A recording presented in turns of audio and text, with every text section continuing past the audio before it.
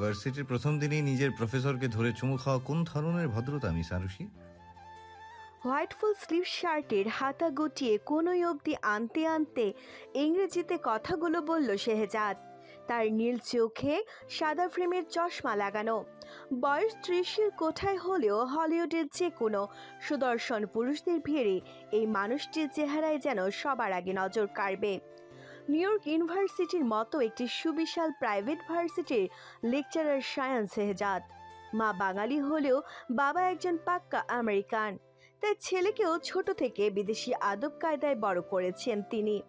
মায়ের থেকে বাংলা ভাষাটা কোনো রকম রপ্ত করলেও বাঙালিয়ানার ছিটে ফোটাটুকু নেই ছেলের ভিতর।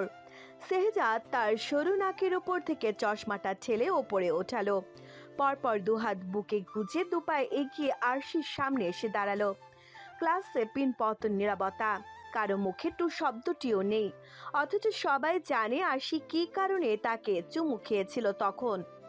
যারা আরশিকে বুলি করার জন্য এমন একটা কাজ ওকে করতে বলেছিল, তাদের মধ্য থেকেই একটা আমেরিকান মেয়ে বসে থেকে ইংরেজিতে বলে উঠল, প্রফেসর, আমার মনে হয় আপনাকে দেখে লোভ সামলাতে পারেনি বেচারি। যত সব থার্ড ক্লাস আনকালচার ছেলেমেয়েদের এত বড় ভার্সিটিতে পড়াশোনার সুযোগ করে দেওয়ার মাসুল হিসেবে ফিউচারে যে আরো কত কিছু দেখতে হবে, গড নোজ। আমেরিকান মেয়েটার বিদ্রুপ মেশানো কথায় সহসায় চোয়াল শক্ত হলো শেহজাদের। কিন্তু ওই মেয়েকে কিছু না বলে পুরো রাগটা ঝাড়লো আরশির উপর। পশ্চিমা ভাষায় খেকিয়ে বলে উঠল, কি কারণে এমনটা করেছো সেটার উত্তর না দিতে পারলে ভবিষ্যতে আমার ক্লাসে ঢোকার দুঃসাহস দেখাতেই শোনা কখনো। এত কিছু শোনার পরও মাথা নিচু করে দাঁড়িয়ে রইল আরশি। মুখ থেকে একটা শব্দ বের করলো না। কিন্তু বেঞ্চের উপরে রাখা ওর মুষ্টিবদ্ধ হাতের পিঠ মুহূর্তে ভিজল চোখের পানিতে, যেটা সবার চক্ষু এড়ালেও আরশির পাশে বসে থাকা মেয়েটার চক্ষু এড়ালো না। আর কেউ কিছু না বললেও ওই মেয়েটা উঠে দাঁড়ালো। শুধু শুধু নিরাপরাধ কাউকে তো এভাবে কষ্ট পেতে দেখা যায় না। তাই সাহস করে নিজেই বলল, প্রফেসর, আরশির কোনো দোষ নেই। ওই মেয়েগুলোই ক্লাসে আসার পর থেকে আরশির পেছনে লেগেছে। আপনাকে চুমুটে ওরাই খেতে বলেছিল আরশিকে। এমনকি ওদের কথা মতো কাজ না করলে এখানে আরশিকে পড়তে দেবে না বলে থ্রেট পর্যন্ত দিয়েছিল ওরা। মেয়েটার সাহস দেখে হয়তো ক্লাসের আরো কয়েকজন ওর কথায় সমর্থন জানালো আরশি নিজে থেকে কোনো কিছুই করেনি, ওকে দিয়ে করানো হয়েছে সবটা। আর যারা করিয়েছে এমনটা তাদেরকেও ধরিয়ে দিল সবাই। শেহজা শীতল দৃষ্টি ফেললো সেই মেয়েগুলোর দিকে, ঠান্ডা কণ্ঠে শুধু বলল, ক্লাস শেষে প্রিন্সিপালের রুমে দেখা করবে আমার সাথে, অল অফ ইউ। কিছুক্ষণ আগে আরশিকে অপমান করা মেয়েটা হাঁসফাঁস করে উঠল যেন।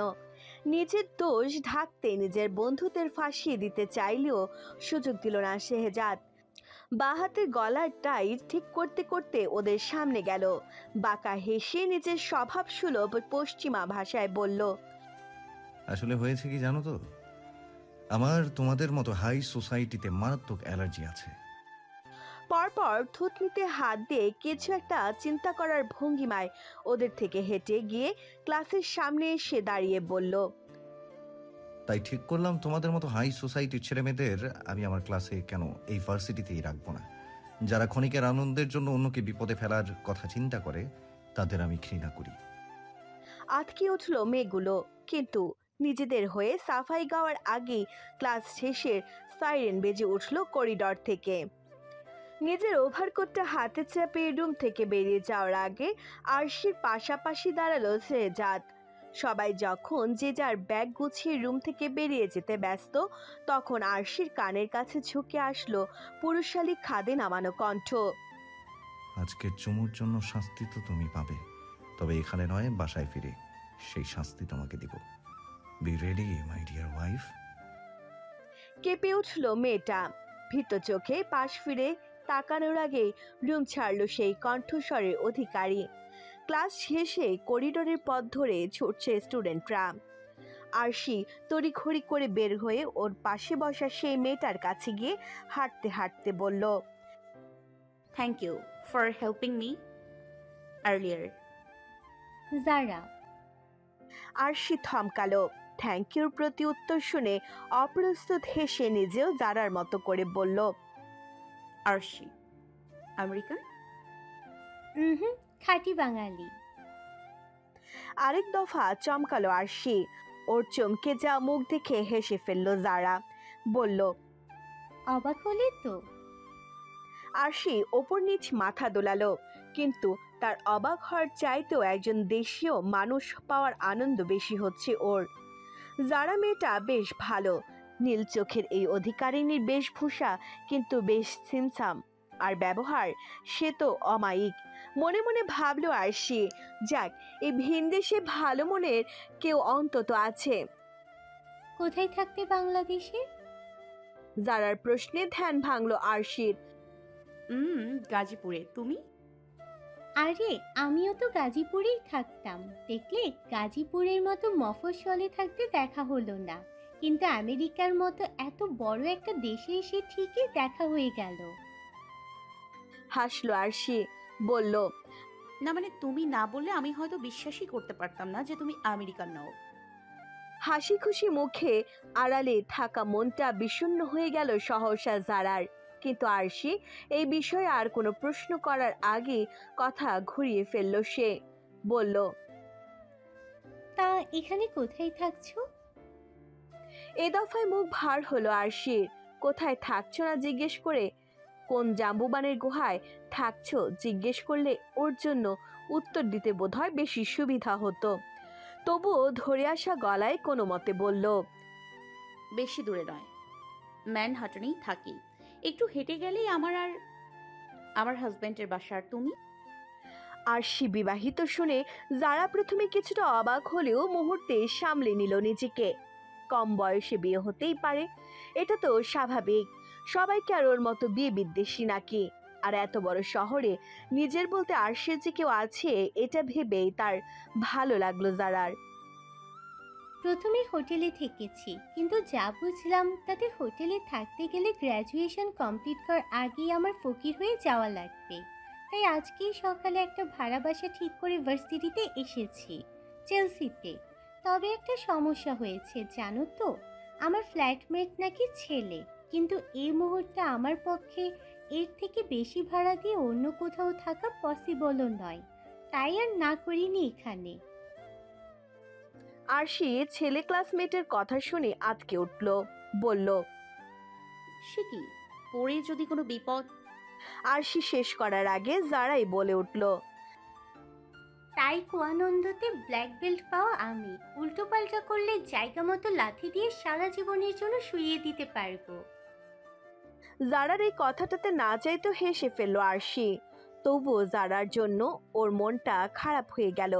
ইস, মেয়েটাকে কত স্ট্রাগল করতে হচ্ছে এই অচেনা জায়গায়। ও যদি নিজে ওই জাম্বুবানটার সাথে না থাকতো তাহলে তো জারাকে ওর সাথেই থাকতে বলতো। আরশির ভাবনার মধ্যে ভার্সিটি থেকে বেরিয়ে বাড়ি ফেরার পথ ধরলো ওরা। দুজনের সামনে আলাদা হওয়ার আগে জারা হাত বাড়ালো আরশির দিকে। মুচকি হাসি দিয়ে বলল, তাহলে আজ থেকে আমরা ফ্রেন্ডস, তাই তো? আরশিও হেসে জারার সাথে হাত মিলিয়ে বলল, একদম। রাতের ম্যানহাটন সিটি যেন এক জাদু শহর। লাল নীল সবুজ আলোয় আলোকিত সুউচ্চ সব ইমারত সাথে সুবিশাল আকাশ। সন্ধ্যার পরপরই রেস্তোরাঁগুলোতে মানুষের ভিড়, হট্টগোল। রাস্তায় সাই সাই করে ছুটে চলা বাস, ট্যাক্সি, সবকিছু যেন উপভোগ করার মতো। আর সেসব দেখতে দেখতে বাসায় ফিরল। বসার ঘরে লাইট জ্বালিয়ে ব্যাগ রেখে নেমে পড়ল কাজে। নিজে ফ্রেশ হওয়ার আগে ঘর পরিষ্কার করে রাতের খাবার রান্না করে এবং একটা লম্বা শাওয়ার নিতে শাওয়ার রুমে ঢুকলো মেয়েটা। গত 2 সপ্তাহ ধরে এটাই ওর রুটিন। ঘরের কাজ করো, কিছু লাগলে সুপারমার্কেট থেকে নিয়ে আসো, একা একা খাওয়া দাওয়া, শেষ মুহূর্তে ঘুমিয়ে পড়া। কারণ আরশির জাম্বুবান কোনোদিনও সময় মতো বাসায় ফেরে না। আর যদিও বা কোনোদিন ফেরে, সেটা আরশি দেখেও না দেখার ভান করে থাকে। নিজে থেকে টু শব্দটিও করে না। মানে শুধু শুধু কথা বলতে গিয়ে কারো ধমক খাবে, তার তো কোনো মানে হয় না। কিন্তু বিধিবান, আজকে আরশির গোসল শেষ হতে না হতেই বাসার গেট খুলে ভেতরে ঢুকলো ক্লান্ত শ্রান্ত একটা মুখ। দরজা খোলার আওয়াজ শুনে হৃৎপিণ্ড যেন মুহূর্তের জন্য থেমে গেল আরশির। কোনো মতে গায়ে টাওয়াল পেঁচানোতে বুকের ওপর থেকে ওটা পড়ে যেতে নিল সহসা।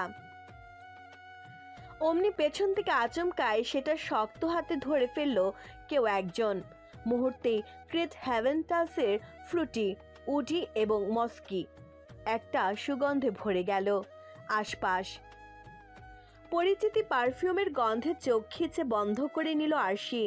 এক হাত দিয়ে আরশির গায়ে টাওয়াল ধরে রেখে ওর উন্মুক্ত ঘাড়ে উষ্ণ শ্বাস ফেলল কেউ একজন। বলেছিলাম না আমাকে কিস করার শাস্তি বাসায় ফিরে তোমাকে পেতে হবে। আরশির বরফের ন্যায় জমে রইল শেহজাদের কথা শুনে, কিন্তু মানুষটা সেসব পরোয়া করলে তো। খোলা পিঠে নিঃশ্বাস আটকে আসলো মেয়েটার। পরপর চিমু খেলো ওর গলায়, তারপর কানে, তারপর চিবুকের উপরের অংশে। মানুষটার প্রতিটা স্পর্শে উষ্ণ গঙ্গানির মতো আওয়াজ করলো আরশি। তখনই কানের কাছে ঠোঁট ছুঁয়ে লোকটা বলল, শায়ান শেহজাদ সত্যি সত্যি শাস্তি দিলে সহ্য করতে পারবে তো? অসম্ভব, কি করে পারবে ও? এটুকুতেই নাভিশ্বাস ওঠার পালা। আর কি শাস্তি দেওয়ার কথা বাকি আছে জাম্বুবানটার ওকে? চকিত চোখ মেলে চাইল আরশি। আশেপাশে ঘাড় ঘুরিয়ে খুঁজল পরিচিত মুখটা। বুঝল জাম্বুবান নয়, ও নিজে নিজেই বাথটবে ঘুমিয়ে ঘুমিয়ে এসব উল্টো পাল্টা স্বপ্ন দেখছিল। মুহূর্তে রক্তিম হলো কপল। গরম হয়ে যাওয়া গাল দুটোয় হাত দিয়ে নিজেকে শান্ত করার ব্যর্থ চেষ্টা করলো কিছুক্ষণ, কিন্তু সেই স্বপ্ন ওর মাথা থেকে সরলে তো। ঘুরে ফিরে ওই একই মানুষটা বারবার চলে আসছে ওর ভাবনায়। এমনিতেই এই স্বপ্নের চক্করে অনেকটা দেরি হয়ে গেছে, তাই আর সময় নষ্ট না করে তড়িঘড়ি গোসল শেষ করলো মেয়েটা। বেরিয়ে এলো গাঢ় নীল রঙের সুন্দর একটা সুতির শাড়ি পরে। নিজেকে বোঝালো, জাম্বুবানটা চোখের সাথে মিল রয়েছে বলে নয়, ছোট থেকেই এই রংটা আমার ভীষণ পছন্দের, তাই পরেছি। আরশি খাবার টেবিলে নিয়ে বসে রইল প্রায় 2 ঘন্টা। মানুষটার আসার নাম গন্ধ নেই। মন খারাপ হলো মেয়েটার, কিন্তু যখনই ভাবলো উঠে যাব, ঠিক তখনই বাসার সদর দরজাটা স্পেয়ার কি দিয়ে খুলে ভেতরে ঢুকলো শায়ান শেহজাদ। গম্ভীর মুখায়ব দেখি বোঝার বুঝে ফেলল আরশি। এখন এখানে থাকা আর জুরাসিক পার্কে পিকনিকে যাওয়ার সমান। দু জায়গাতেই জীবন সংকটের সমূহ সম্ভাবনা, তাই যত তাড়াতাড়ি সম্ভব কেটে পড়াই শ্রেয়। দাঁড়াও। বরাদ্দ করা রুমের দিকে তরুণীর পা বাড়ানোর আগে পিছন থেকে ডাক দিল শেহজাদ। শীতল কণ্ঠস্বরে আরশির পা থেমে গেল সহসা। কিন্তু অবাক করার বিষয় হলো যে মানুষটা কখনো হেসে দুটো কথা বলে না ওর সাথে, সে আজ নিজে থেকে ওকে ডাকলো। খানিক লজ্জায় খানিক ভয়ে জমে যাওয়া পা দুটো আহুতি দিল ওর শেহজাদের সামনে থেকে ছুটে পালানোর তীব্র ইচ্ছের কথা। আরশিকে দাঁড় করিয়ে শেহজাদ নিজে এগিয়ে আসলো ওর সামনে। পরপর বাজ খাইয়ে এক ধমক দিয়ে বলল, তখন কেন বললে না সত্যিটা আমাকে? মেয়েগুলো তোমাকে বুলি করলো আর অমনি তুমিও চুমু খেতে চলে গেলে। ওরা যদি আমার বদলে অন্য কাউকে চুমু খেতে বলতো তখন কি করতে তুমি? চলে যেতে চুমু খেতে? 2 বছর ওদের বিয়ের বয়স, আর ভিন দেশের মাটিতে এই মোটে 2 সপ্তাহের সংসার। সেখানে সারা জীবনের সবচেয়ে বড় ধমকটা হয়তো আজ খেলো আরশি। মানল ওদের দুজনের বাবা মার জোরাজুরিতেই বিয়েটা হওয়াতেই হয়তো শুরু থেকে অসন্তুষ্ট ছিল মানুষটা, তাই বলে বিয়ের সাথে সাথে লোকটা বউকে রেখে ফ্লাইট ধরে আমেরিকা চলে আসতে পারে? যে কিনা এই 2 বছরে বউকে মানুষ বলে মনে করলো না, কোনোদিন ভালো করে একটা কথা বলল না, অথচ আশিকে শেহজাদের বাবা মা আমেরিকাতে নিয়ে আসার প্রথম দিনেই সে তার হুঁশিয়ারি বার্তা জারি করলো। যদি এখানে থাকতে হয় তাহলে আমার কিছু রুলস অ্যান্ড রেগুলেশনস মানতে হবে তোমাকে। প্রথমত, আমি আমার মতো থাকবো আর তুমি তোমার মতো থাকবে। আমার জিনিসপত্রে হাত দেবে না, আমিও তোমার জিনিসপত্রে হাত দেবো না। আর দ্বিতীয়ত, বউ হয়ে সংসারে থাকার কোনো দরকার নেই। পড়াশোনা করতে এসেছো, মন দিয়ে শুধু ওটাই করবে। আর সব থেকে ইম্পর্টেন্ট রুলস, সবসময় অন্তত 3 ফিটের দূরত্ব মেনটেন করে চলবে আমার থেকে। বুঝতে পেরেছো? কেন ভাই, তুমি কি করোনার রোগী যে 3 ফিটের ডিস্টেন্স মেইনটেইন করে চলতে হবে? মনে মনে ভেঙচি কেটে ভেবেছিল আরশি। আর আজ সেই অ্যাটিটিউডের বস্তা মিস্টার শায়ান শেহজাদ নিজ থেকে আরশির সাথে এতগুলো কথা বলল। ভালোবেসে বলল? অবশ্যই নয়। এই জামুবানটা কি কখনো কাউকে ভালোবাসতে পারে? মনে মনে ভোঁস করে দীর্ঘশ্বাস ফেলল আরশি। তার উপর কি করে বুঝবে এই জামুবানকে যে পুরো ঘটনাতে ও শুধু বেকার বেকার ফেসে যাওয়া এক নিরীহ বউ। I am asking you a damn question, idiot. তুমি কি শুনতে পাওনি আমি কি বলেছি? শেহজাদের বকা খেয়ে সদ্বিত ফিরল আরশির। মনে মনে ভাবল, লোকটা কি 4 জোড়া চোখ নিয়েও দেখতে পাচ্ছে না যে ও কি চরম পর্যায়ের অনুতপ্ত? তবু এভাবে ধমকে যাচ্ছেন উনি। তার অমন এক একটা বাজখাই ধমকে যেখানে ওর হুরাত্মা একটু পরপর সফরে যাচ্ছে, সেখানেও উত্তর কি করে দেবে? আর ভয় পেলে আরশি ঠিকঠাক কিছু বলতে গেলেও গুলিয়ে ফেলে। এই যে যেমন শেহজাদের আরেকটা ধমকের ভয়ে হড়হড়িয়ে বলে উঠল, আমি আমার স্বামীকে কিস করতেই পারি, তাতে আপনার তো কোনো সমস্যা হওয়ার কথা নয় প্রফেসর। আরশি ভীষণ আত্মবিশ্বাসের সাথে কথাগুলো বললেও ওর বুকটা বালুঝড়ের কবলে পড়া তাঁবুর মতো কাঁপছে। মিনিটে মিনিটে গলা শুকিয়ে হচ্ছে সাহারা মরুভূমি। এত বড় একটা কথা এত অবলীলায় বলে ফেললো ও। আর স্বামী, যার চোখে চোখ রেখে আরশি এতদিন একটা কথা বলতে পারিনি, সেই ডিপজল মার্কা লোকটাকে এত সহজে স্বামীটিকে ফেললো। এতক্ষণ শক্ত করে রাখা মুখমণ্ডল সহসায় বদলে গেল শেহজাদের, যেখানে এখন স্থান পেয়েছে এক ফালি চৌকস হাসি। অবশ্য সেটা আরশিকে লুকিয়ে। মেয়েটা যেভাবে মাথা নিচু করে রয়েছে, দেখবে কখন। বুকে বেঁধে রাখা হাত নিচে নামিয়ে ধীর পায়ে আরশির কাছে আরেকটু এগিয়ে আসলো শেহজাদ। এতটা কাছে এসে দাঁড়ালো যেন 2 ইঞ্চি দূরত্ব রইল না তাদের মধ্যে। 3 ফিটের দূরত্ব তো দূরের কথা, ক্ষণিকের স্বাভাবিকতাটুকু হারিয়ে আবারও মুখের আদল শক্ত হলো। সাদা কাচের অন্তরালে থাকা চোখ দুটো হাসছে, তবুও কণ্ঠ গম্ভীর করে জিজ্ঞেস করলো, তুমি তোমার হাজবেন্ডকে কিস করেছিলে? বেখেলে আরশি ওপর নিচে মাথা ঝাঁকিয়ে ফেলছিল প্রায়। বুঝতে পেরে তৎক্ষণাৎ আবার ঘন ঘন দুপাশে মাথা নাড়ল। চোখ দুটো টাইলসের মেঝেতে সুপার গ্লু দিয়ে আটকে রাখলো। ভুলেও মাথা তুলে তাকালো না শেহজাদের দিকে।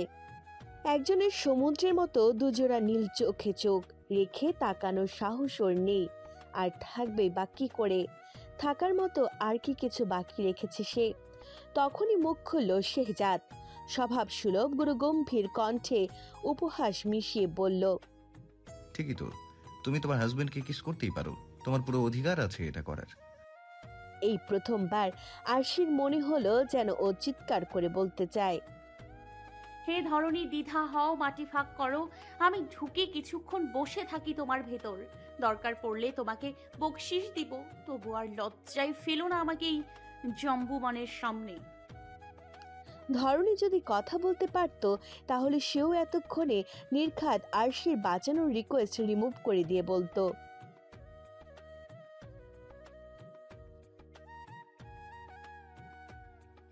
বলবে নাই বা কেন? আমেরিকার মাটি কিনা? সামনে দাঁড়ানো জাম্বুবানটার রূপে ওর সাথে সাথে ধরনীয় যে কুপকাত। এসব ভেবে চকিত চোখ তুলে চাইল আরশি। নিজেকে বাঁচানোর ক্ষীণ প্রয়াসে জড়িয়ে যাওয়া কণ্ঠে বলল, আমি আসলে ওভাবে বলতে চাইনি কথাটা, বিশ্বাস করুন। ভাবলো এই বুঝি ওর ওপর একটু দয়া হলো বিদেশি জাম্বুটার, এই বুঝি শেষবারের মতন বাঁচিয়ে নিল ওকে। কিন্তু না, প্যান্টের পকেটে দুটোতে 2 হাত ঢুকিয়ে আরামসে দাঁড়ালো শেহজাদ। পরপর ঠোঁটে চৌকস হাসি টেনে বলল, বউ যখন স্বামীকে চুমু খেতে পারবে, তাহলে স্বামীও নিশ্চয়ই তার বউকে চুমু খেতে পারবে। থতমত খেলো আরশি। রক্ত শূন্য পেল চেহারা, মুহূর্তে শঙ্কায় আরো ফ্যাকাশি হয়ে গেল। কিছু বলতে গিয়েও যেন পারল না। শুকনো মরুভূমির মতো শুকিয়ে কাঠ হয়ে রইল গলবিল। অসার অসার লাগলো পুরো শরীর। মনে হলো কেউ মাটি সরিয়ে নিয়েছে পায়ের তলা থেকে। তবে কি অবশেষে ধরনীর দ্বিধা হলো ওর ওপর? কিন্তু কোথায় কি?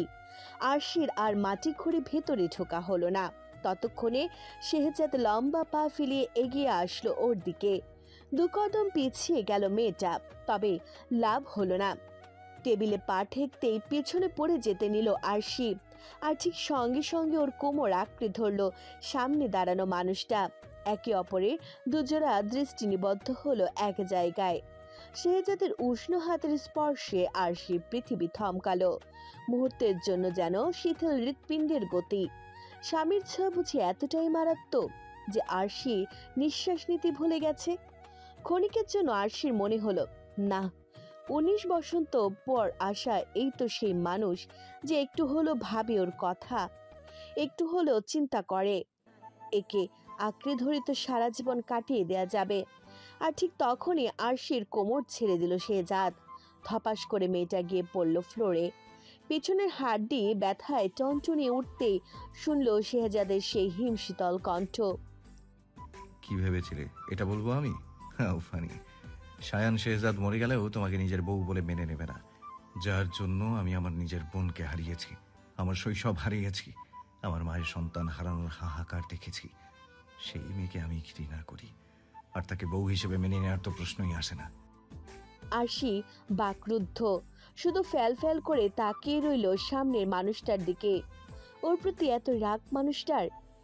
কই, কেউ তো বলল না কোনোদিন ওকে এসব কথা। আর ও কিভাবে শেহজাদের বোনের হারিয়ে যাবার জন্য দায়ী হবে? এই সব কিছু যখন আরশির মাথায় এলোমেলো জট পাকাচ্ছে, তখনই কথার শেষ বিষ বানটা শেহজাদ ছুড়ল আরশির দিকে। আর শাড়ি কেন পরেছো? আমাকে সিরিয়াস করতে বলেছিলাম না বউ হয়ে সংসারে থাকার কোনো দরকার নেই, তারপরও কেন পরেছো? আর আর পারবো না। কাপা কাপা কণ্ঠে কোনো মতে কথাগুলো আওড়ালো আরশি। শুধু পারছে না এখনই ফেরত চলে যেতে বাংলাদেশে। এই লোকটার বাসায় আর এক মুহূর্ত থাকার ইচ্ছে নেই ওর। আমরা কিডন্যাপারদেরকে ফার্দার ইনকোয়ারির জন্য পাঠিয়েছি, তবে ওদের দেওয়া তথ্য অনুযায়ী আমরা যতটুকু জানতে পেরেছি তাতে শেহজাদের বাবা মেহমুদ হাসান বরাবরই শক্ত প্রকৃতির মানুষ, কিন্তু আজ যে তিনি একজন সন্তান হারা বাবা। ভেঙে পড়া গলায় পশ্চিমা ভাষায় বললেন, কথাটা শেষ করুন অফিসার। অফিসার দীর্ঘশ্বাস ফেললেন, মাথা নিচু করে আওড়ালেন, সরি মিস্টার মেহমেদ, কিন্তু আমার মনে হয় না আমরা আপনার মেয়েকে জীবিত উদ্ধার করতে পারবো, কারণ ওদের উপর নাকি অর্ডার এসেছিল মিস্টার ইব্রাহিম চৌধুরীর মেয়ে আরশি চৌধুরীকে কিডন্যাপ করার। সেখানে ভুলবশত ওরা আপনার মেয়ে রুশোকে কিডন্যাপ করে, কিন্তু পরে যখন বিষয়টা ওরা বুঝতে পারে ততক্ষণে আমরা আমাদের টিমকে ভিকটিমের খোঁজে পাঠিয়ে দিয়েছি, আর ধরা পড়ে যাওয়ার ভয়েতে আপনার মেয়ে রুষাকে নদীতে ফেলে দেয়। কথাগুলো শুনে নিজের স্ত্রীর পাশে হাঁটু ভেঙে বসে পড়লেন মেহমেদ। স্ত্রীর মরিয়মের জ্ঞান নেই বললে চলে। তাকে ধরে আছেন আরশির মা জেয়নেব চৌধুরী। ভদ্রমহিলা নিজেও কাঁদছেন। উপরওয়ালা সহায় না হলে আজ যে মরিয়মের মেয়ের জায়গায় তার মেয়ে থাকতো। 2 বছরের আরশি তখন ওর বাবার কোলে, আলু ঢালে চোখে বাবার কাঁধে মাথা রাখা। ইব্রাহিম চৌধুরী মেয়েকে শক্ত করে ধরে রেখেছেন। 12 বছরের শেহজাদ বাবা মার পাশে দাঁড়ানো, চোখ ফুলে লাল। বোঝাই যাচ্ছে একমাত্র বোনের শোকে সেও পাথর। ইব্রাহিমের খারাপ লাগছে পুরো পরিবারটাকে এভাবে ভেঙে পড়তে দেখে। না, সে তাদের বাংলাদেশে বেড়াতে আসতে বলতো, না এমন একটা ঘটনা ঘটতো। ভদ্রলোক সান্ত্বনা দিতে এগিয়ে গেলেন শেহজাদের দিকে, বললেন, পুলিশ তো খুঁজছে, দেখবে ঠিক ওনারা রুষার একটা খোঁজ পাবে। শেহজাদ শীতল চোখে তাকালো ইব্রাহিম চৌধুরীর দিকে। ভদ্রলোক ভরকে গেলেন কিছুটা। 12 বছর বয়সী ছেলেটা যে কিনা 2 বছর আগেও মরিয়মকে বলেছিল, আম্মু, আমার বনু কি তোমার মতো হয়েছে? কই দেখি তো একটু, আমার কোলে দাও তো একটু বনুকে। সে ছেলেটাই আজ কঠিন কণ্ঠে বলল, আমার বোনের হারিয়ে যাবার পেছনে আপনার মেয়ে দায়ী। আমি কখনো ক্ষমা করব না ওকে, কখনো না। বিছানায় ধরফড়িয়ে উঠে বসলো আরশি, চোখ মুখ ঘেমে নিয়ে একাকার। এতক্ষণ দুঃস্বপ্ন দেখছিল বোধহয়। আজকে আবারও সে একই স্বপ্ন। ওর সামনে থেকে রুষাকে তুলে নিয়ে যাচ্ছে মাস্ক পরা একটা লোক। এই একই স্বপ্ন আগেও দেখেছে ও, আর যখনই দেখেছে তখনই শরীর কাঁপিয়ে জ্বর এসেছে। আজকেও শরীরটা বেশ সুবিধের ঠেকছে আরশির কাছে। তবুও আর বসে থাকলো না, তড়িঘড়ি বিছানা ছেড়ে ঘড়ি ধরতে দেখলো 8টা বাজে। ইস, এত দেরি হয়ে গেছে। আরো দেরি করে বের হলে তো আর ভার্সিটি যাওয়ার বাসটাও পাবো না। কথাগুলো বলে মেয়েটা ছুট লাগালো ফ্রেশ হতে। ওভারসাইজ জিন্সের প্যান্টের সাথে কালো রঙা টি শার্ট আর সাথে একটা ডার্ক ব্রাউন রঙের ওভারকোট পরে রুম থেকে বেরিয়ে এলো আরশি। কাঁধের টোট ব্যাগটা আপাতত হাতে, কোমর অবধি ওয়েভি চুলগুলো বরাবরের মতোই ছেড়ে রাখা।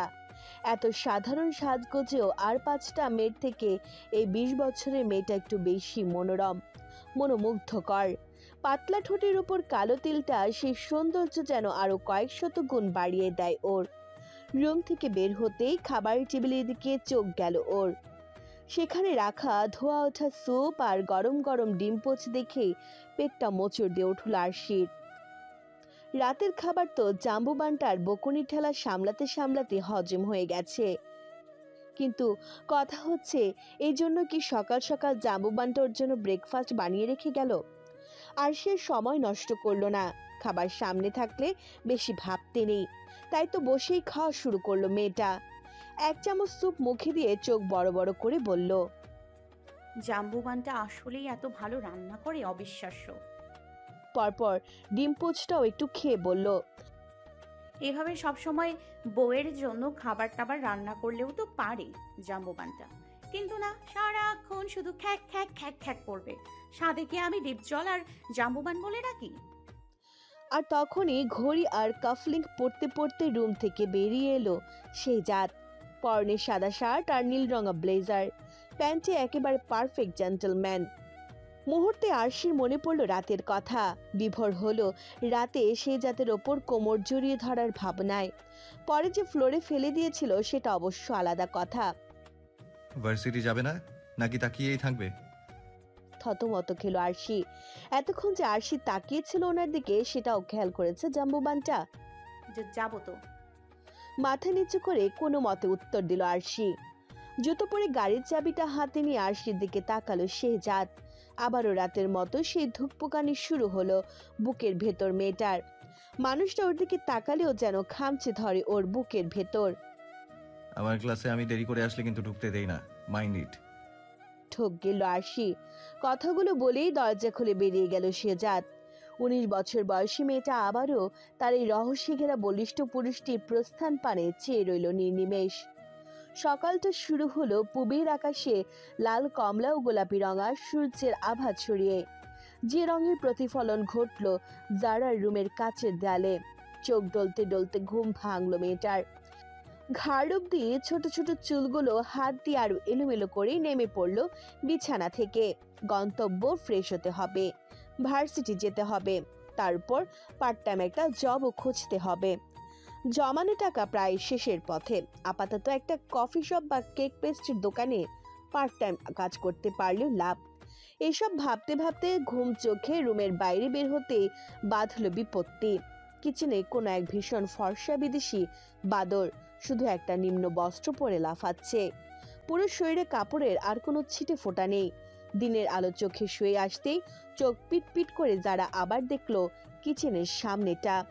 মানুষটার পেছনে দাঁড়িয়ে বুঝলো এটা বাদর নয়, মানুষ, যে কিনা বর্তমানে গানের তালে তালে তার পশ্চাৎদেশও ঢুলিয়ে দেখানো শুরু করেছে যারাকে। মেজাজ খারাপ হলো মেয়েটার। সাউন্ড বক্সের বিকট শব্দে বাজতে থাকা বিদেশি গানটা যারা বন্ধ করে দিতেই সামনে থাকা মানুষটারও পশ্চাৎদেশ দোলানো বন্ধ হলো। সাউন্ড বক্স বন্ধ হওয়ায় হেতু খুঁজতেই নাক মুখ কুচকে পিছনে ফিরল লোকটা। আর তখনই প্রথমবারের মতো একজোড়া সোনালি চোখ দিয়ে পড়ল সামনে দাঁড়িয়ে থাকা বাঙালি মেয়েটির ওপর। ছোট ছোট চুল আর নীল চোখের জারাকে প্রথম দেখেই উন্মুক্ত বুকের বাপাশে হাত রাখলো মানুষটা। পুরো ঠোঁটের ফাঁক দিয়ে ঠিকরে থেমে থেমে বের হলো জারার রূপের প্রশংসা। My goodness, what a beauty! পরপর কাউন্টার টেবিলের উপর থেকে হাত বাড়িয়ে বলল, Hello, I'm Ayan, the great Ayan Hunter. नाम तो सुना ही होगा. By the way, तुम्हारा नाम? Or may I call you my butterfly? যারা কিছুটা অবাক হয়ে আয়নের দিকে তাকিয়ে রইল কিছুক্ষণ। পরপর মনে মনে ভাবল, এই বিদেশি বানরটা বাঙালি। যারা আয়নের বাড়িয়ে দেওয়া হাত আর 32 পাটি দাঁতকে সম্পূর্ণ অবজ্ঞা করে উল্টো ঘুরে হাঁটা দিল নিজের রুমের দিকে। তখনই পেছন থেকে আয়ান বলে উঠল, তোমার নাম যে জারা সেটা কিন্তু আমি জানি, আর এটাও জানি যে তুমিও বাঙালি। এবারের হোম ওনার কাল রাতে আমাকে বলেছে। আয়নের সোনালি চোখ জোড়া চকচক করছে, মুখে বিস্তর হাসি নিয়ে পরপর বলল, যদিও ভেবেছিলাম আমার নতুন ফ্ল্যাটমেটের সাথে রাতে বেশ ভালো আড্ডা দেওয়া যাবে, কিন্তু এসে দেখি তুমি দরজা আটকে অলরেডি নাক ডাকা শুরু করে দিয়েছ। যদিও সুন্দরী মেয়েরা নাক ডাকে না, কিন্তু তুমি তো সুন্দরী নাও, তুমি হলো বিউটি উইথ ব্রেইন টাইপ সুন্দরী। তাই এই থিওরিটা তোমার জন্য নয়, বাকিদের জন্য। এক নিঃশ্বাসে এতগুলো কথা বলে থামলো ছেলেটা। অপেক্ষা করলো যারার পিছনে ঘুরে তাকানোর, মেয়েটা কিছু একটা বলুক ওকে। হলো তাই।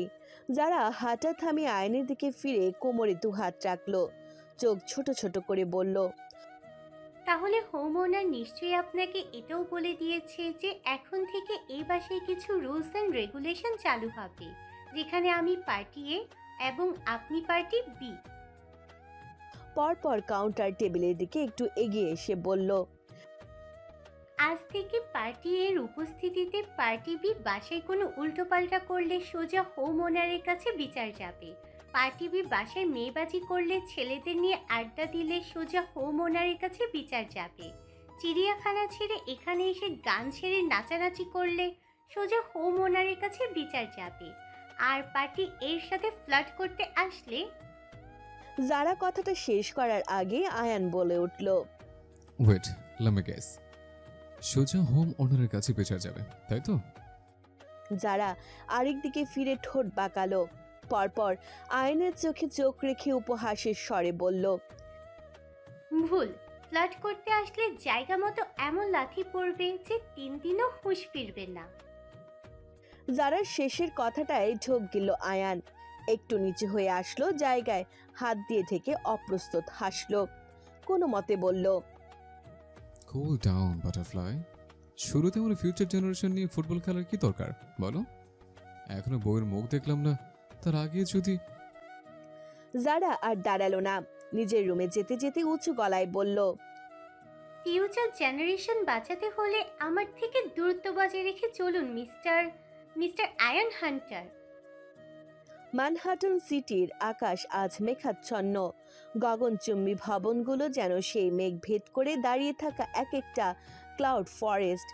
জনসমাগমে কানায় কানায় পূর্ণ থাকা সেন্ট্রাল পার্কে মানুষের আনাগোনা সবে বাড়তে শুরু করেছে। তার মধ্যে থেকে ঘন ঘন শ্বাস ফেলে দৌড়াচ্ছে আরশি। ভার্সিটি যাওয়ার বাস মিস করেছে। এখন ওর একমাত্র ভরসা এখানকার সাবওয়ে ট্রেন। কিন্তু ভাগ্য বোধ হয় আজকে। প্ল্যাটফর্মে পৌঁছতে পারলে 2 সেকেন্ড দেরি করে আসায় মুখের উপর ট্রেনের দরজাটা বন্ধ হয়ে গেল। ফলস্বরূপ কাঁধের টোট ব্যাগটা হাতে নামিয়ে মাথা নিচু করে প্ল্যাটফর্ম ছাড়তে হলো ওকে। একটু আগে যে মেয়েটা দৌড়াচ্ছিল সেই মেয়েটার হাঁটার গতি এখন স্বাভাবিকের চাইতেও শিথিল। মনে মনে ভাবলো, এখন যদি হেলিকপ্টার করেও ভার্সিটিতে যায় তবুও শেহজাদ ওকে ক্লাসে ঢুকতে দেবে না। মুহূর্তেই ম্যানহাটনের সমস্ত মেঘ যেন জমা হলো আরশির আননে।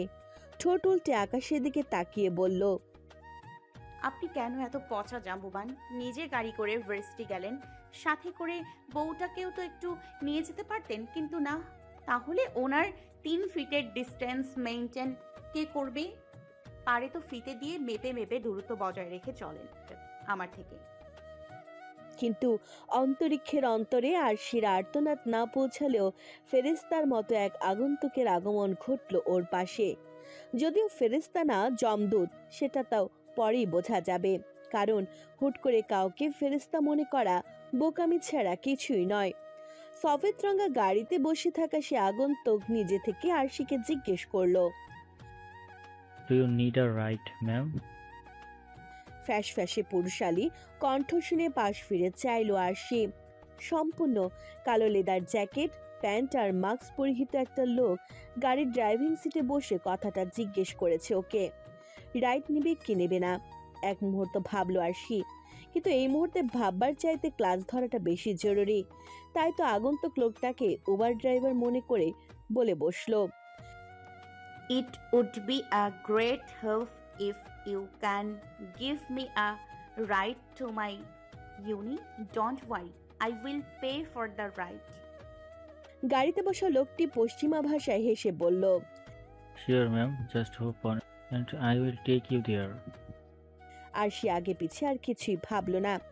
তাড়াহুড়ো করে গাড়ির পেছনের সিটে উঠে বসতে গাড়ি স্টার্ট দিল সেই লোক। ঠোঁট গোল করে নিশ্চিন্তে লম্বা শ্বাস ফেললো মেয়েটা। আবার একটু খটকাও লাগলো ওর কাছে।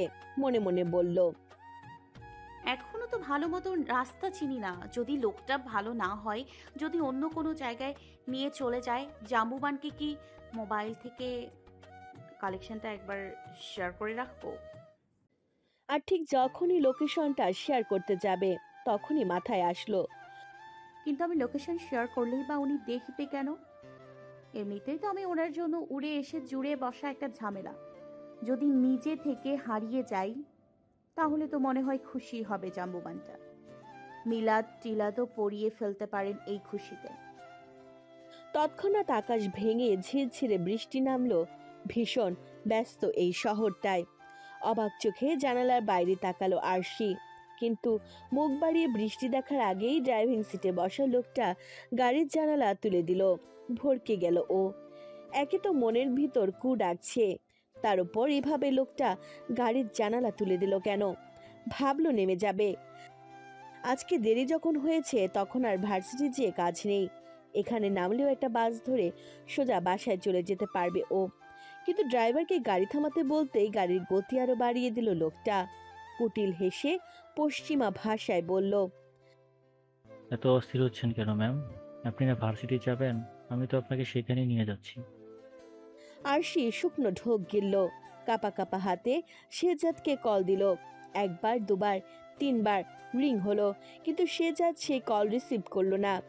এদিকে গাড়ির দরজাটাও লক করে রেখেছে লোকটা।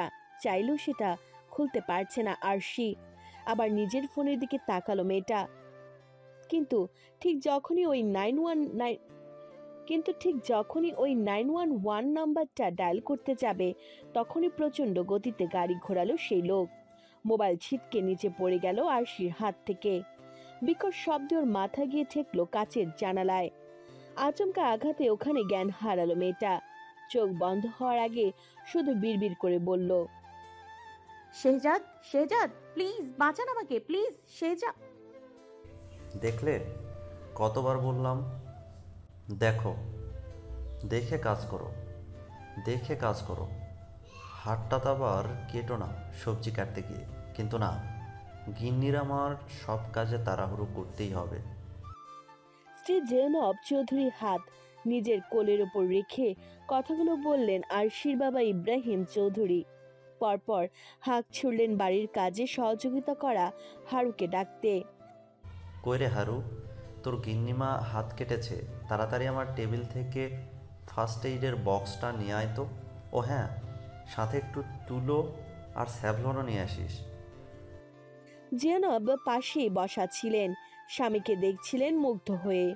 এই বয়সে বইয়ের প্রতি কত যত্ন লোকটার।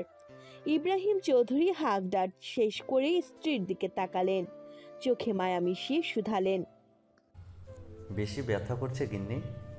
কী নিয়ে সারাক্ষণ এত ভাবো বলো তো? এত উদাসীন হলে চলবে? দিন দিন বয়সটা বাড়ছে না কমছে বলো তো তোমার? এবারটাই মুখ খুললেন প্রৌঢ়া। দীর্ঘ শ্বাস ফেলে বললেন, আসলে মেয়েটার কথা এত মনে পড়ছে না। ওখানে কেমন আছে, কি খাচ্ছে, আদৌ খাচ্ছে কিনা কিছুই তো ভালো করে বলে না। জানোই তো কি মুখ চোরা স্বভাবের মেয়েটা। বুক ফাটবে তবু মুখ ফুটবে না ওর। ইব্রাহিম চৌধুরী স্ত্রীর কাঁধে আলতো চাপ দিয়ে বললেন, তুমি শুধু শুধু চিন্তা করছো গিন্নি। আর ওখানে কি আমাদের মেয়ে একা নাকি? শেহজাদ আছে না ওর সাথে? জিয়ানব চৌধুরী তবু উসখুস করলেন।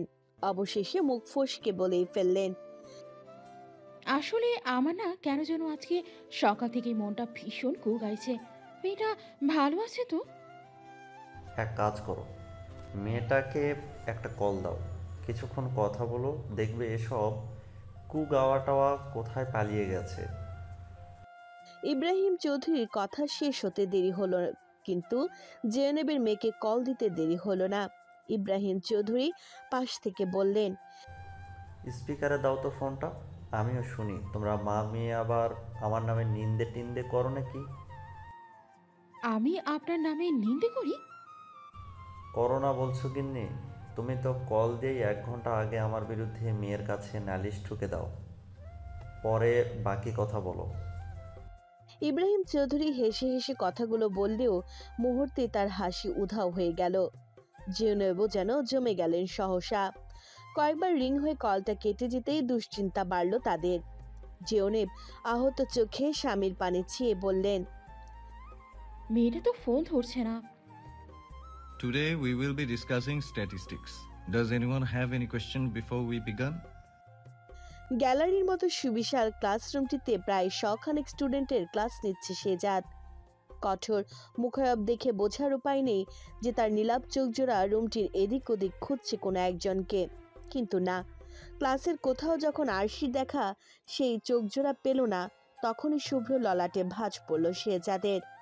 একটু আগেও মেয়েটাকে ভার্সিটি আসার জন্য রেডি হয়ে টেবিলে বসা দেখেছিল, তাহলে কি এখনো এসে পৌঁছাতে পারেনি? কণ্ঠে শ্লেষা দূর করে আবারও বোর্ডের দিকে ফিরল মানুষটা, কিন্তু মনোযোগ আর দিতে পারল কই। সব তো ওই একরত্তি মেয়ে নিয়ে বসে আছে। অচেনা শহর, কোনো বিপদ আপদ হলে ব্যাস শেহজাদের ক্লাস নেয়ার দফারফা হয়ে গেল তখনই। আরশি কোনো বিপদে পড়তে পারে, এই খেয়ালটা ওর মাথায় আগে আসলো না কেন?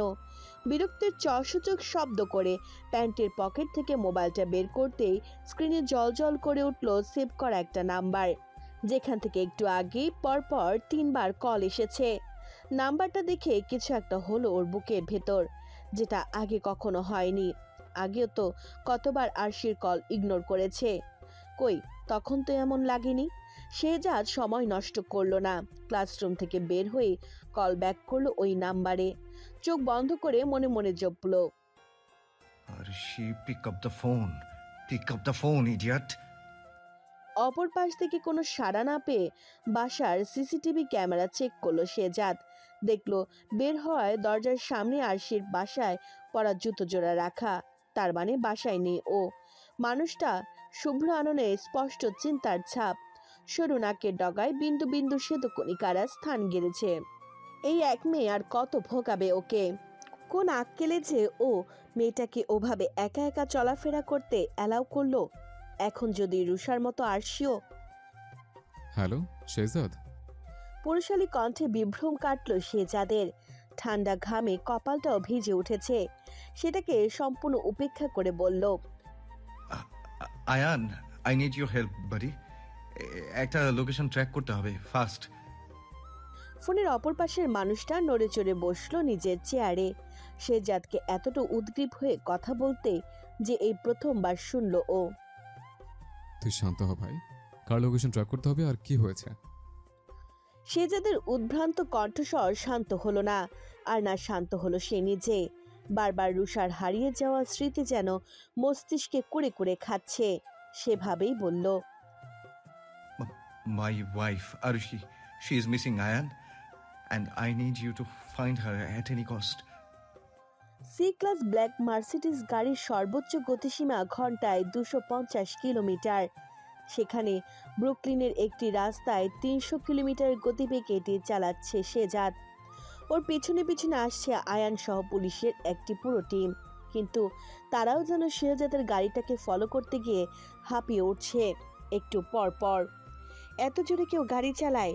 যেখানে ম্যানহাটন থেকে ব্রুকলিনে আসতে প্রায় 1 ঘন্টা লাগে, সেখানে মাত্র 20 মিনিটে এসে পৌঁছেছে শেহজাদের গাড়ি। ব্রুকলিন ব্রিজের সামনে আসতেই শেহজাদের চোখ পড়ল অন্য গাড়িগুলোর সাথে পাল্লা দিয়ে চলা একটা সাদা গাড়ির ওপর। খটকা লাগতেই আয়ান ফোনে বলে উঠল, শেহজাদ, ভাবির ফোনের সিগন্যাল তোর সামনের ওই সাদা গাড়িটা থেকে আসছে, আটকা ওটাকে। আয়ান বলার সাথে সাথে গাড়ির অ্যাক্সিলারেটরের প্যাডেলের চাপ বাড়ালো শেহজাদ। মুহূর্তে ধুলো উড়িয়ে সাদা গাড়িটাকে ওভারটেক করে সামনে থেকে ঘেরাও করলো শেহজাদের ব্ল্যাক মার্সিডিজ। পেছন থেকে কিডন্যাপারের গাড়িটা যেন পালাতে না পারে, সেজন্য আয়ান আর ওর টিম তো আছে। তারা ঘেরাও করলো পেছন থেকে। মার্সিডিজের দরজা খুলে বেরিয়ে এলো শেহজাদ। লম্বা পা ফেলে এগিয়ে গেল কিডন্যাপারের সাদা গাড়িটার কাছে। সোজা গিয়ে ঘুষি বসালো গাড়ির জানালায়। পাগলের মতো মুষ্ঠাঘাতে কাঁচ ফুটে জখম হলো মুঠির গোড়া, কিন্তু শেহজাদের থামার নাম গন্ধ নেই। এক পর্যায়ে গাড়ির জানালার কাঁচ ভাঙলো।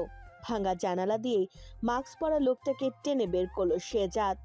মাটিতে পা মিশতেই ঘুষির তোড়ে মুখ বেঁকে গেল লোকটার। শেহজাদের একটাই কথা, how dare you touch my wife. এতগুলো ঘুষির মাঝে লোকটা কোনো মতে পুলিশগুলোর দিকে তাকিয়ে শুধু বলল,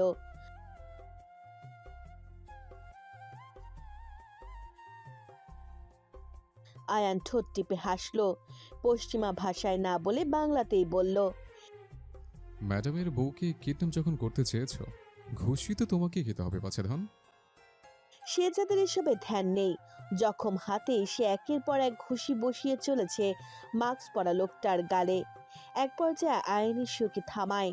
শেহজাদকে পিছন থেকে জাপটে ধরে বলে, ছাড় ভাই এটাকে, আর কত মারবি? একেবারে না বেরো নিঃশ্বাসটা অন্তত রাখ, বাকিটা আমি দেখে নিচ্ছি। তুই ভাবে কি বের করে আন গাড়ি থেকে। ততক্ষণে শেহজাদ লোকটাকে মারতে মারতে শুয়ে দিয়েছে ব্রিজের ওপর। কিন্তু আরশির কথা শুনতে ওর হাত থামলো।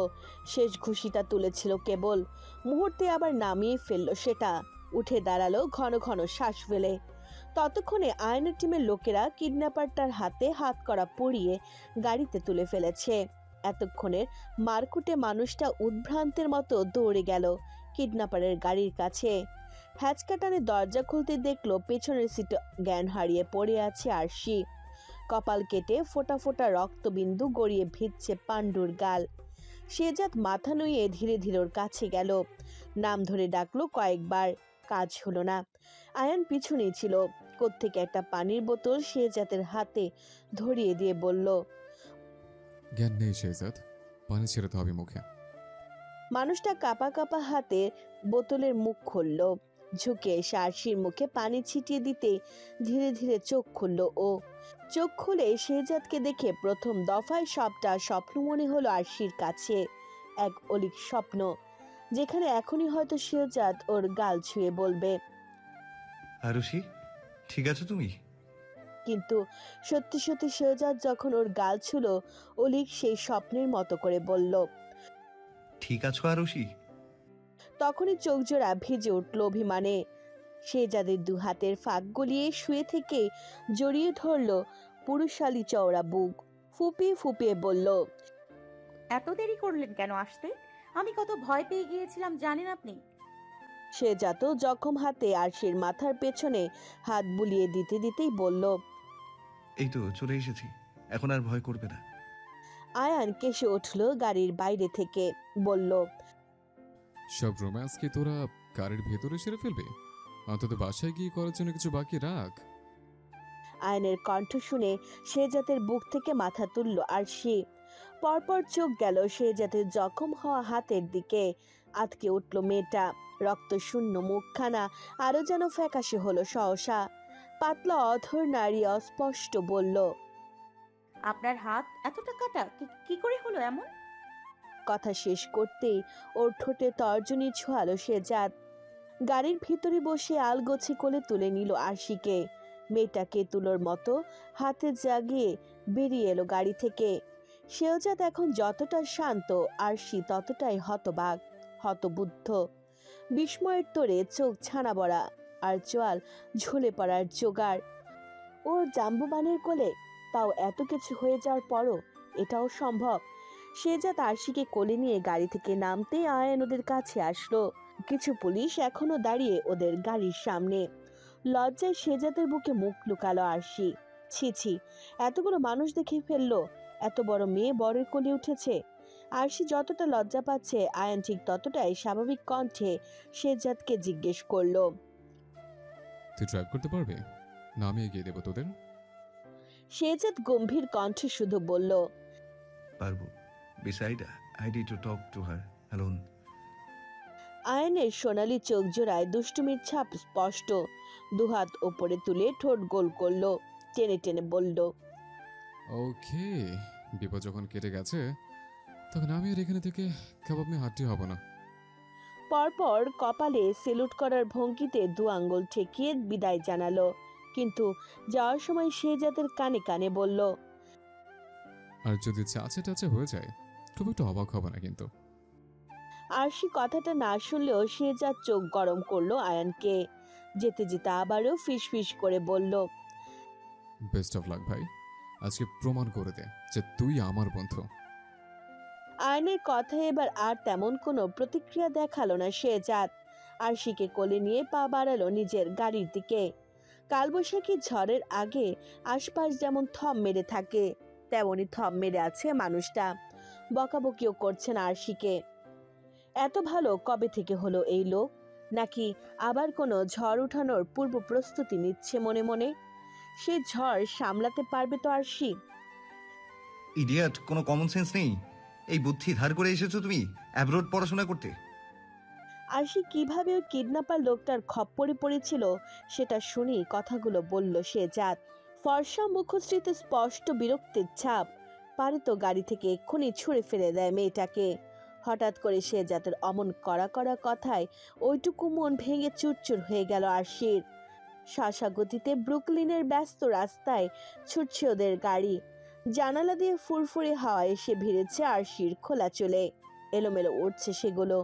মেয়েটা এক হাতে কিছু চুল কানের পেছনে গুজলো, বুকে চিবুক ঠেকিয়ে মিহি স্বরে বলল, আমি ধার করে কেন আনবো বুদ্ধি? ও, তার মানে কিডন্যাপারের গাড়িতে নিজের বুদ্ধিতে উঠেছিলে? আপনি কিন্তু আরশির ক্ষীণ প্রতিরোধ শুনতে পেল না বোধহয় শেহজাদ। অমন ভাবেই বলল, এরকম জানলে আমি ভুলেও তোমাকে বাঁচাতে আসতাম না। তুমি আসলে বয়সেই বড় হয়েছো আরুষি। হাব ভাব এখনো ছোটবেলার মতোই রয়ে গেছে তোমার। মাথায় একটুও বুদ্ধি নেই। যেখানে মানুষ একা বাসে ওঠার সাহস পায় না, সেখানে উনি গেছেন অচেনা একটা মানুষের গাড়িতে উঠতে। আমি সময় মতো না আসলে তো আরেকটু পরই হাত পা কিডনি সব ভাগাভাগি হয়ে যেত। ভাগাভাগির কথা শুনে ঠোঁট উল্টালো মেয়েটা। কোথায় ভেবেছিল এই বুঝি জাম্বুবানটা ডিপজল থেকে মান্না হয়ে গেছে, আর বুঝি বকবে না আরশিকে। মাথাটা বুকের সাথে মিশিয়ে ড্রাইভ করতে করতে বাসায় নিয়ে যাবে, তারপর ভালোবাসার চাদরে মুড়িয়ে রাখবে সারাদিন। কিন্তু আরশির ভাবনায় এক বালতি পানি ঠেলে দিয়ে লোকটা কি করলো? খ্যাক খ্যাক করে শুরু করলো। এখনো বুঝতে পারছে কেন জাম্বুবানটা জখম হাত নিয়েও তখন একা ড্রাইভ করতে পারবে বলেছিল। মেয়েটা চোখ ছোট ছোট করে মনে মনে দুহাত কোমরে রেখে বলল, ওরে জাম্বুমানের ঘরে জাম্বুমান, এই ছিল তোর মনে? আমায় ভুলিয়ে ভালিয়ে গাড়িতে তুললি, এখন বকাবকি করবি বলে? তুই জানিস আর একটু হলে তো আমার প্রাণটাই চলে যাচ্ছিল ওই কিডন্যাপারের হাতে। আর কার জন্য যাচ্ছিল? তোর জন্যই তো। শেহজাদ স্টিয়ারিং হুইল ঘোরাতে গিয়ে রিয়ার ভিউ মিররে দেখলো। নীলাভ চোখ জোড়া খুব সন্তর্পণে দেখলো মেয়েটার রাগে কটমট করতে থাকা চোয়াল। পাণ্ডুর মুখখানা লাল হয়ে ফুসছে। শেহজাদ মুখে দুর্বাধ্য হাসিটা আড়াল করে আবার কণ্ঠে গাম্ভীর্যনে বলল, আজ যদি কোনো খারাপ কিছু ঘটতো তাহলে সেটার দায়ভার কাকে নিতে হতো? অবশ্যই আমাকে। আঙ্কেল আন্টিকে আমি কি জবাব দিতাম? এবারও মুখ খুলল না আরশি, কিন্তু মনে মনে শেহজাদের 14 গোষ্ঠীর এক একজনকে ধরে ধরে বকে দিল এই ছেলের মুখে ছোটবেলায় মধুর বদলে করলার রস দেওয়ার জন্য। এই যে আরশির কপার কেটে গেছে, কই সেটা তো একবারও নজরে পড়ল না লোকটার। না একটু ফু দিয়ে দিল সেখানে, না একটু আদর, কিন্তু বকা দেওয়ার বেলায় এক পায়ে খাড়া। ম্যানহাটন থেকে ব্রুকলিন যেতে যতটা সময় লেগেছিল শেহজাদের, তার চাইতে যেন দ্রুত এসে পৌঁছালো ওদের অ্যাপার্টমেন্টের সামনে। দুজনে একসাথে বাসায় ঢুকলেও শেহজাদ আরশিকে বসার ঘরে ফেলে রেখেই ধূপধাপ পা ফেললো নিজের ঘরের উদ্দেশ্যে। আগের থেকেও মনটা খুব করে খারাপ হলো আরশির। ভাবলো এই বুঝি আবার শুরু হয়ে গেছে লোকটার ডিস্টেন্স মেনটেন করার বাতিক। মৃদু কালো চোখ জোড়া মেঘাচ্ছন্ন হলো নিমিষে। সেখান থেকে ঝুপ করে এক পশলা বৃষ্টি নেমে ভিজিয়ে দিল ওর নরম গাল। যতবারই ও আঁকড়ে ধরতে চাইবে ততবারই কি লোকটা এভাবে পালাই পালাই করবে? বেশ, তাহলে এখন থেকে আরশিও শক্ত হবে। আত্মসম্মান ওরও আছে, শুধু শুধু কেন একটা লোকের অবজ্ঞা সহ্য করবে ও? হাতের উল্টো পিঠ দিয়ে চোখের পানিটুকু মুছতে মুছতেই ভাবলো মেয়েটা। আরশির রুম শেহজাদের রুমের উল্টো দিকে। সেদিকে পা বাড়াতেই গেলি পেছন থেকে আরশি বলে ডাকলো শেহজাদ। ডাক শুনে পেছন ঘুরে তাকালো ও। হরিণীর মতো চোখে বিস্ময়ের পাহাড়। শেহজাদকে হাতে ফার্স্ট এডের বক্স নিয়ে দাঁড়িয়ে থাকতে দেখে সেই বিস্ময়ের পাহাড় আকাশ ছুল আরশির। মুখ খোলার আগে লম্বা পা ফেলে পাশ কাটায় মানুষটা। সোজা গিয়ে বসে ওর বিছানায়, পাশে হাত রেখে বলে, কি হলো, দাঁড়িয়ে আছো কেন? বসো এখানে এসে। নির্লিপ্ত কণ্ঠে বিভ্রম কাটে আরশির। ধীর পায়ে এগিয়ে এসে বসে শেহজাদের পাশে। মানুষটার সম্পূর্ণ মনোযোগ তখন তুলোতে, অ্যান্টিসেপটিক লাগানোই। নিমিষে শেহজাদের ওপর অভিমান হাওয়াই মিঠের ন্যায় মিলিয়ে যায় মেয়েটার। পলকহীন চোখে নির্নিমেষ চেয়ে রইল সামনে বসা সেই পুরুষটির পানে। কি নিখুঁত! পলক ফেলতে মন চাইল না আরশির। মন বলল, আরেকটু চেয়ে দেখি তো, যদি একটু প্রেম খুঁজে পাই নিজের জন্য ওই চোখে। তখনই আরশির দিকে মুখ তুলে চাইল শেহজাদ। সমুদ্রের মতো গভীর চোখ জোড়া জায়গা করে নিল আরশির চোখে। ঢোক গিলল সে, তবুও একটু এগিয়ে এসে অ্যান্টিসেপটিক লাগানো তুলো দিয়ে মুছে দিল আরশির কপালের কাটা জায়গা। চোখ খিচে বন্ধ করে নিল আরশি। হাত দুটো শক্ত করে খামছে ধরল বিছানার চাদর। ব্যথা লাগছে? শেহজাদের উদ্গ্রীব কণ্ঠস্বর। আরশির উত্তর শোনার অপেক্ষা না করে নিজেই ফু দিতে লাগলো কপালে। পরপর অ্যান্টিবায়োটিক ক্রিম লাগিয়ে ব্যান্ডেজ করে দিল কাটা জায়গাটাতে। এখনো চোখ বন্ধ মেয়েটার। পৃথিবীর সমস্ত ভালো লাগা যেন এসে ভর করেছে তার সামনে থাকা মানুষটার ছোঁয়ায়। মুখ জুড়ে তৃপ্তির বিস্তর হাসি। মনে মনে শেহজাদের 3 বাচ্চার মা হওয়ার স্বপ্নে যখন বিভোর, তখনই চোখের সামনে হাত নাড়িয়ে শেহজাদ বলে উঠল, পাগলের মতো হাসছো কেন চোখ বন্ধ করে? তড়াক করে চোখ মেলে চাইল আরশি। শেহজাদের চোখে চোখ পড়তেই মুখ নামিয়ে দুদিকে মাথা নাড়ল সজোরে। অন্যদিকে চেয়ে মিহিস্বরে বলল, কিছু না। কিন্তু লজ্জার প্রকোপে সেই কথাগুলো গলা দিয়ে বের হলে তো। আরশির হাবভাবে শেহজাদের ভ্রুজোড়ায় মাঝে সন্দেহের ভাঁজ পড়ল। তৎক্ষণাৎ একটু দূরে সরে গিয়ে তাড়াহুড়ো দেখিয়ে বলল, আজ আর রান্না বান্না করতে হবে না, আমি বাইরে থেকে অর্ডার করে দিচ্ছি খাবার, ঠিক আছে? আবারও অমর লজ্জা লজ্জা মুখে মাথা হেলালো আরশি। কিন্তু শেহজাদ পাশ থেকে উঠে যেতে নিলেই বিদ্যুৎ বেগে ধরে ফেলল শক্তপোক্ত হাতটা।